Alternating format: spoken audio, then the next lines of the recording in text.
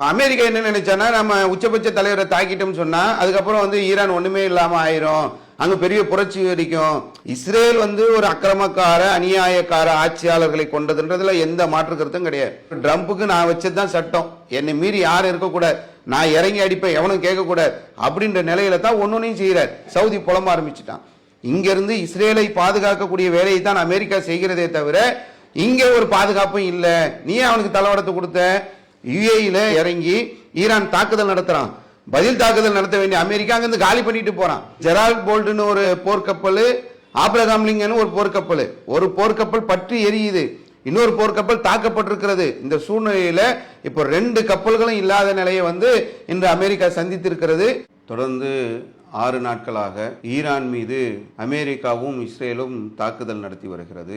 அதற்கு பதிலடியாக ஈரானும் தொடர்ச்சியாக தாக்குதல் நடத்தி வருகிறது. மிகப்பெரிய ஒரு பாதிப்புகளை இந்த போர் இப்பொழுது ஏற்படுத்தி கொண்டிருக்கக்கூடிய இந்த சூழ்நிலையில அங்கு என்ன நடக்கிறது என்பதை நாம் அலச இருக்கின்றோம். இதுல நம்ம ஈரானுடைய அந்த கொள்கை கோட்பாடுகள், அவங்களுடைய சித்தாந்தம், ஷியா சுன்னி பிரிவுகள், இதுக்குள்ள நம்ம போகல. எது நியாயம் எது அநியாயம் என்பதை புரிந்து கொள்வதற்காக அங்கே என்ன நடந்து கொண்டிருக்கிறது என்பதை தான் நம்ம எடுத்து சொல்ல வேண்டும். அதாவது சரியா பார்த்தோம் என்று சொன்னால் பிப்ரவரி 28ஆம் தேதி அன்றைய தினம் ஈரான் மீது அமெரிக்கா இஸ்ரேல் 2 கூட்டுப்படைகளும் சேர்ந்து ஒரு கடுமையான ஒரு தாக்குதலை ஈரான் மேல தொடுக்கிறாங்க. இந்த தாக்குதலுக்கு முன்பாக நீங்கள் எடுத்து பார்த்தீர்கள் என்று சொன்னால் ஒரு பேச்சுவார்த்தை ஒன்று நடக்கிறது. ஓமன் நாட்டு அரசுடைய முயற்சியால ஜெனீவால நடந்தது, ஓமன்ல நடந்தது. ஒரு 3ஆம் கட்ட பேச்சுவார்த்தைகள் வரைக்கும் நடந்த ஒரு பேச்சுவார்த்தை சுமூகமாக சென்று கொண்டிருக்கிறது என்று ஓமன் ஆட்சியாளர்கள் பதிவு செய்து கொண்டிருந்த அந்த சூழ்நிலையில் தான் அதுல விருப்பமில்லை என்பதை ட்ரம்ப் வெளிப்படுத்திய பிறகு இந்த தாக்குதல் அரங்கேற்றப்பட்டது. அமெரிக்கா இந்த தாக்குதலுக்கு ஆபரேஷன் எபிக் ஃபியூரி அப்படின்னு ஒரு பெயர் வைத்து இந்த தாக்குதலை ஆரம்பிக்கிறாங்க. அதுல இஸ்ரேலும் சேர்ந்து கொண்டு ஆபரேஷன் லயன் லேரர் அப்படின்னு சொல்லி அவங்களும் அந்த 2 பேரும் சேர்ந்து இந்த தாக்குதலை நடத்துறாங்க. கிட்டத்தட்ட இந்த தேதி வரைக்கும் 2000க்கும் மேற்பட்ட வான்வெளி தாக்குதல்களை அவங்க நடத்தி இருக்கிறாங்க. ஆரம்பத்திலேயே முதல் நாள் தாக்குதல்லையே ஈரானுடைய சுப்ரீம் லீடர் என்று சொல்லக்கூடிய உச்சபட்ச தலைவராக இருந்த கொமேனி அவங்க அவர்களுடைய குடும்பத்தாரோடு சேர்த்து கொல்லப்படுறாங்க. இது மிகப்பெரிய அளவுக்குள்ள உலக நாடுகள் எல்லாம் கண்டிக்கிறாங்க. ரஷ்ய அதிபர் புட்டின் கூட சொல்லும் போது எந்த அளவுக்கு சொல்றாருன்னா, சர்வதேச சட்டங்களை அமெரிக்கா அவமதிக்கக்கூடிய ஒரு செயலாகத்தான் இதை நாங்க பார்க்கிறோம் சொல்லி புட்டின் சொல்றாரு. சீன அதிபர் சொல்லும் போது ஈரானுடைய அந்த இறையாண்மை மதிக்கப்படணும், ஒரு நாட்டின் தலைவரை படுகொலை செய்வது ஒரு நாகரிகமான ஒரு உலகத்துக்கு அழகு இல்லை, இது ரொம்ப ஒரு அநியாயத்தை அமெரிக்கா அரங்கேற்றுகிறது என்று சொல்லி சீனாவும் கண்டிக்கக்கூடியதை பார்க்கிறோம்.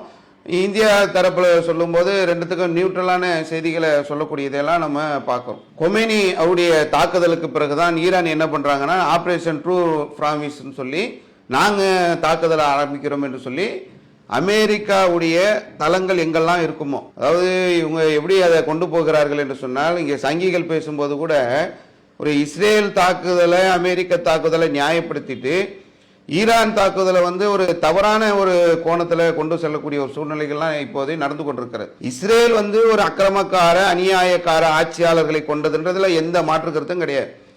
அவன் கையில எல்லா தொழில்நுட்பமும் இருக்கிறது. எல்லா தொழில்நுட்பமும் இருக்கின்ற போதுதான் மருத்துவமனைகளை போய் தாக்குறான், ஈரான்ல பள்ளிக்கூடங்களை தாக்குறான், நூற்றுக்கணக்கான பெண்கள் குழந்தைகள்லாம் பாதிக்கப்படக்கூடிய அளவிற்கு குறிப்பிட்ட இலக்கு வைத்தே மருத்துவமனைகளும் பள்ளிக்கூடங்களையும் இஸ்ரேல் தாக்கி கொண்டிருக்கிறது. ஈரான் என்ன பண்றாங்கன்னா, அவர்கள் மீது தொடுக்கப்பட்ட அந்த போரின் காரணமாக பதிலடியே தராங்க. எப்படி தருகிறார்கள் என்று சொன்னால், அமெரிக்கா தாக்குதல் நடத்துறான். கிட்டத்தட்ட 11,500 கிலோமீட்டர் தூரத்துல அமெரிக்கா இருக்கு ஈரான்ல இருந்து. இஸ்ரேல் ஒரு 2,300 கிலோமீட்டர். இஸ்ரேல நேரடியாக தாக்க முடியும், அமெரிக்காவை நேரடியாக தாக்க முடியாது. அந்த அளவுக்காக போய் தாக்கக்கூடிய ஏவுகணைகள் ஈரான் கிட்ட இல்ல. அமெரிக்காவும் ஈரான் அப்படி தாக்கிட முடியாது. 11,500 கிலோமீட்டர் தாக்குற அளவுக்கு அமெரிக்காவிலே அந்த சிஸ்டம் கிடையாது. அமெரிக்கா என்ன பண்றான்னா, 2 போர்க்கப்பல்களை கொண்டு ஈரானுக்கு பக்கத்துல நிக்க வைக்கிறான். இது இல்லாமல் வளைகுடா நாடுகள்ல அமெரிக்காவுடைய போர் தளவாடங்களுக்காக சில பகுதிகளை அவன் நியமித்து வைத்திருக்கிறான். உதாரணத்துக்கு சவுதி அரேபியால, பஹ்ரைன்ல, ஜோர்டான்ல, யுனைடெட் அரபு எமிரேட்ஸ், துபாய், அபுதாபி, அந்த இடத்துல கத்தார்ல, இப்படி பல இடங்கள்ல வளைகுடா நாடுகள்ல அமெரிக்காவுடைய போர் விமானங்கள், போர் கருவிகள், ஆயுதங்கள், போர் வீரர்கள் எல்லாத்தையும் அந்த நாட்டு மக்களை நாங்க பாதுகாக்க போறோம்னு ஒரு பொய்யான ஒரு விஷயத்தை சொல்லி அங்க இருக்கக்கூடிய பெட்ரோல் வளங்களை எல்லாம் கொள்ளையடிப்பதற்காக அமெரிக்கா அங்க ராணுவ தளவாடங்களை அமைத்து வைத்திருக்கிறார். அப்ப அந்த ராணுவ தளவாடங்களை குறிவைத்து ஒரே நாள்ல எல்லா ராணுவ தளவாடங்களையும் குறிவைத்து ஈரான் ஒரு தாக்குதலை நடத்துது.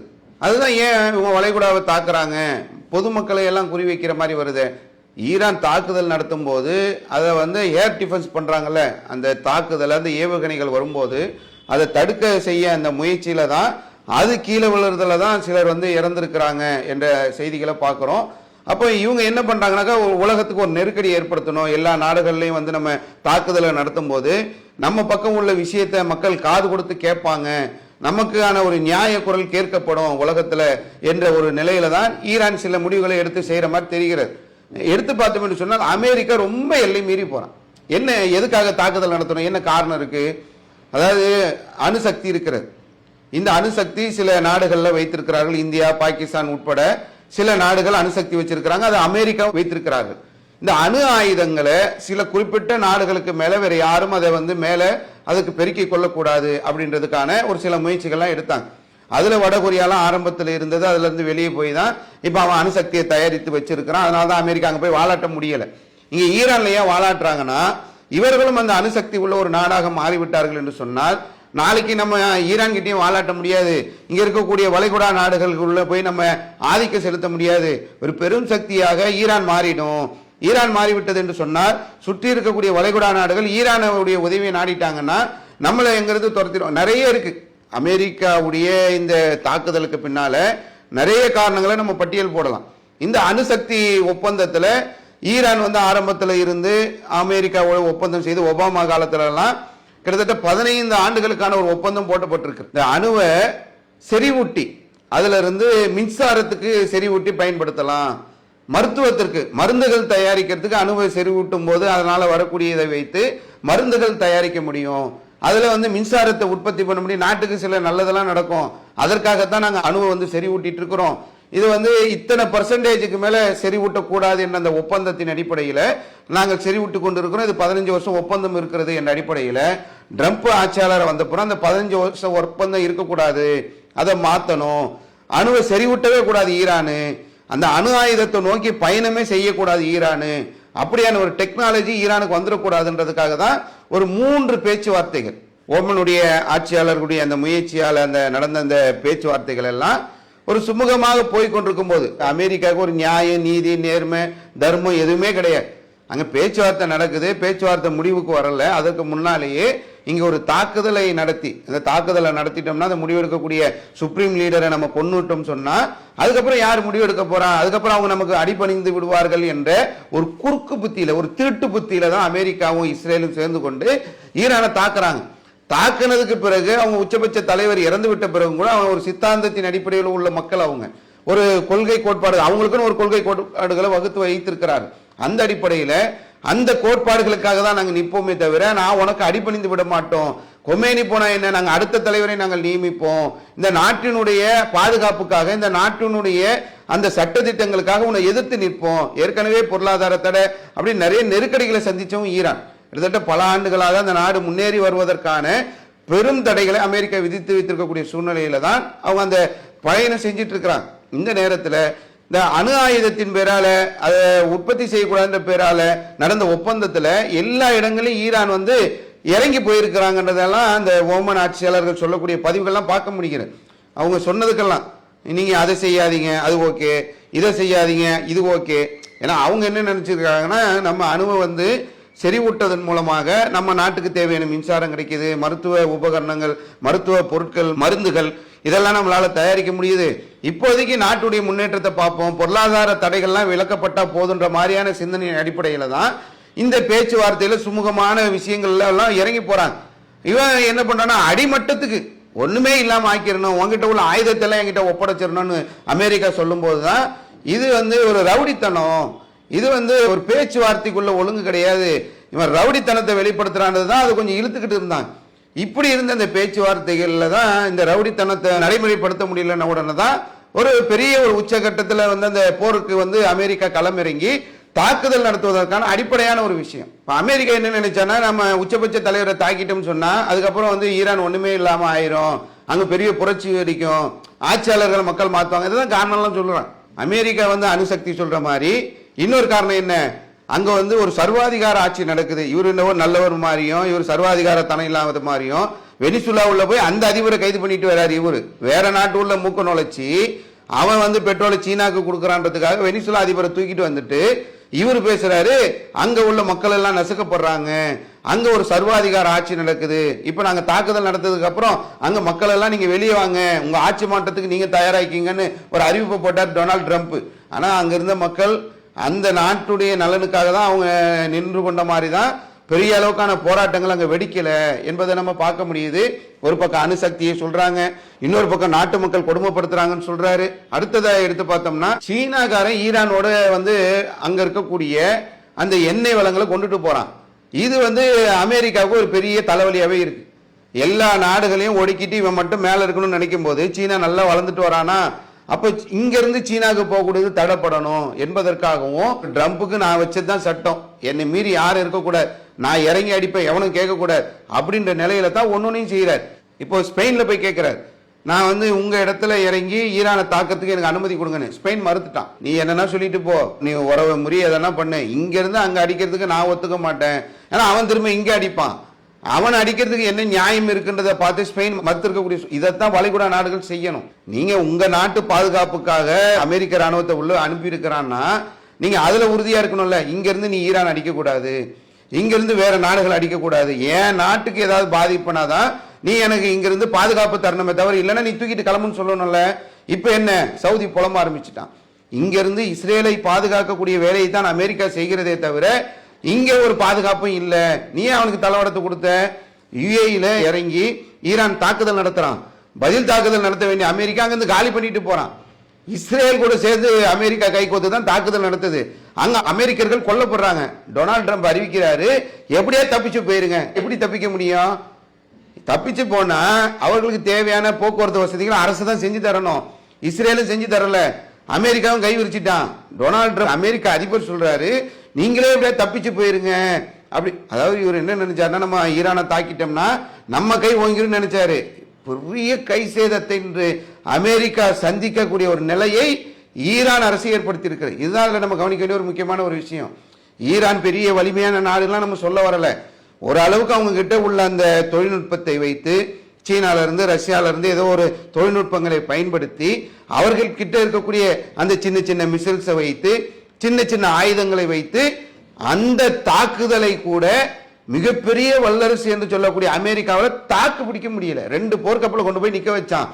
ஒரு போர்க்கப்பலை அடிச்ச உடனே இப்ப 2 போர்க்கப்பல் காணாம போயிருச்சு. ஜெரால்ட் போல்ட்னு ஒரு போர்க்கப்பல், ஆப்ரகாம் லிங்கன் ஒரு போர்க்கப்பல். ஒரு போர்க்கப்பல் பற்றி எரியுது, இன்னொரு போர்க்கப்பல் தாக்கப்பட்டிருக்கிறது. இந்த சூழ்நிலையில இப்போ 2 கப்பல்களும் இல்லாத நிலையை வந்து இன்று அமெரிக்கா சந்தித்திருக்கிறது. சுற்றி இருக்கக்கூடிய வளைகுடா நாடுகள்ல இருந்த தளவாடம் கத்தார்ல எல்லாம் சரியான அடி, குறி வைத்து இலக்கு வைத்து சீனாவுடைய அந்த தொழில்நுட்பத்தை பயன்படுத்தி தேவையான இடங்கள்ல இந்த ராணுவ தளவாடங்கள்ல மட்டும் குறி வைத்து மொத்தமாக பல்லாயிரம் கோடிகள் அளிக்கக்கூடிய அளவுக்கான ஒரு தாக்குதலை ஈரான் தன்னிடத்தில் உள்ள சின்ன சின்ன ஏவுகணைகளை வைத்து தாக்கியிருக்கு. இன்னும் அடுத்ததெல்லாம் சூப்பர் சோனிக்னு சொல்லி சில ஏவுகணைகள்லாம் வைத்திருக்கிறார்கள். அமெரிக்கா சொல்றான் 2 வாரம் தொடரும் 3 வாரம் தொடரும். அமெரிக்கா தான் ஆரம்பித்தது, ஆனா இதை முடிக்கிறதுக்கான நிலை அமெரிக்கா கையில கிடையாது. அவன் செஞ்ச இந்த அநியாயத்திற்கு அக்கிரமத்திற்கு சரியான பதிலடி தருவோம் என்று ஒரு சின்ன நாடு மிகப்பெரிய வல்லரசு என்று உலகத்துல நான் தானே பெரிய ரவுடி என்று சொல்லி கொண்டிருந்த அமெரிக்காவையும் இஸ்ரேலையும் மிரட்டக்கூடிய அளவிற்கான தாக்குதல்களை நடத்தி கொண்டிருக்கிறது. அதே மாதிரி நீங்க எடுத்து பார்த்தீர்கள் என்றால் ஹுர்முஸ் நீர் சந்தின்னு ஒரு இடம் ஒன்று இருக்கு. அது ஈரானுக்கு பக்கத்துல நிறைய எண்ணெய் போக்குவரத்து எல்லாமே அந்த பக்கம் தான் நடக்கும். அந்த பகுதியில வந்து ஈரான் என்ன பண்றாங்கன்னா, அந்த பகுதியில யாரும் போகக்கூடாது, போனீங்கன்னா உங்களை தாக்குதல் நடத்துவோம் என்று சொல்லி ஒரு அறிவிப்பை செய்யறாங்க. டொனால்டு ட்ரம்ப் சொன்னாரு, அதெல்லாம் நான் பாதுகாப்பேன் அப்படின்னு சொல்லி அவர் சொன்ன உடனே எல்லா கப்பலும் போன உடனே ஒரு 2 கப்பலை தாக்கின உடனே இப்ப எல்லா கப்பலும் நிறுத்திட்டாங்க. அமெரிக்கா வாயில தான் சொல்லிட்டு இருக்கிறானே தவிர இங்க இருந்து ஈரான் அதற்கான செட்டப்லாம் பண்ணி அதை கன்னி வெடி மாதிரி நீர்ல செட் பண்ணி வைத்து சின்ன சின்ன அந்த ஒரு நீர்மூழ்கி கப்பல் மாதிரியான செட்டிங்ல வைத்து பெரிய கப்பல்களை தாக்கக்கூடிய ஒரு வேலையை வந்து ஈரான் செய்யறதுனால மிகப்பெரிய ஒரு பாதிப்பை வந்து இன்னைக்கு உலகமே சந்திக்க போகிறது. உலகம் இல்லை, ஐரோப்பிய நாடுகளும் சந்திக்க போகிறது. ஐரோப்பிய நாடுகளுடைய எரிசக்தி அந்த பகுதியாக தான் போகணும். மிகப்பெரிய ஒரு பாதிப்பை ஐரோப்பிய நாடுகள் சந்திக்கும். அங்க வந்து மின்சார உற்பத்தி பாதிக்கப்படும், கச்சா எண்ணெயுடைய விலை உயரும், உலகம் முழுக்க பெட்ரோலுடைய தட்டுப்பாடு ஏற்படுன்ற மாதிரியான ஒரு நிலையைத்தான் அமெரிக்கா நிர்ணயம் பண்ணி போயிட்டு இருக்கிறான். அப்ப தேவையில்லாம நம்ம கையில ஆற்றல் இருக்கு, நம்ம கையில அதிகாரம் இருக்கு, நம்ம தான் ஒரு பெரிய அளவுக்கான ஒரு வல்லரசா இருக்குன்றது திமிருல, நம்மள யாரும் எதுவும் கேட்க முடியாதுன்ற இந்த கொழுப்புல போய் ஈரானை வந்து ஒரு நாட்டுடைய அதிபரை தாக்கலாமா? என்ன போரா நடந்துட்டு இருந்துச்சு, போர் கூட அறிவிப்பு செய்யல. ஒரு இடத்துல ஒரு நாட்டுக்கும் சுமூகமான பேச்சுவார்த்தை நடக்குது, இந்த பேச்சுவார்த்தை முடிவுக்கு வரல, டிக்ளேர் பண்ணல. அதற்கு முன்னாலே போய் ஒரு எவ்வளவு பெரிய ஒரு அக்கிரமம், எவ்வளவு பெரிய ஒரு அநியாயம் இது. ஏன் இதை நம்ம கண்டிக்கிறோம் என்று சொன்னார், இதை ஈரானுடைய அந்த கொள்கைகள்ல போய் நம்ம பேசல. இந்த நடக்கக்கூடிய இந்த சம்பவம் என்பது ஒரு பெரிய அநியாயம், பெரிய அக்கிரமத்தை அமெரிக்கா நிகழ்த்தி கொண்டிருக்கிறது. அதற்கு வளைகுடா நாடுகள் தெரிந்தோ தெரியாமலோ அதுக்கு சப்போர்ட்டா நிற்கக்கூடிய ஒரு சூழல் இருக்கிறது. அப்ப இதை எதிர்த்து எங்க நாட்டினுடைய அந்த விஷயங்களை நீ தலையிடுற, என்ன அடிமைப்படுத்துறன்னு நினைக்கிறேன் ஒரு எதிர்த்து நின்று அடிக்கக்கூடிய ஒரு வேலையைத்தான் ஈரான் இதுல செய்கிறார்களே தவிர, அதுல தான் நம்ம பாராட்ட வேண்டும், அவர்கள் பாதுகாக்கப்பட வேண்டும் என்பதை தான் இந்த நேரங்களில் நம்ம வலியுறுத்தி சொல்ல வேண்டிய ஒரு முக்கியமான விஷயமாக இருக்கிறது என்பதை குறிப்பிடத்தான் இந்த செய்தி வாயிலாக இதை நம்ம எடுத்து சொன்னோம் என்று சொல்லி முடித்துக் கொள்கின்றோம்.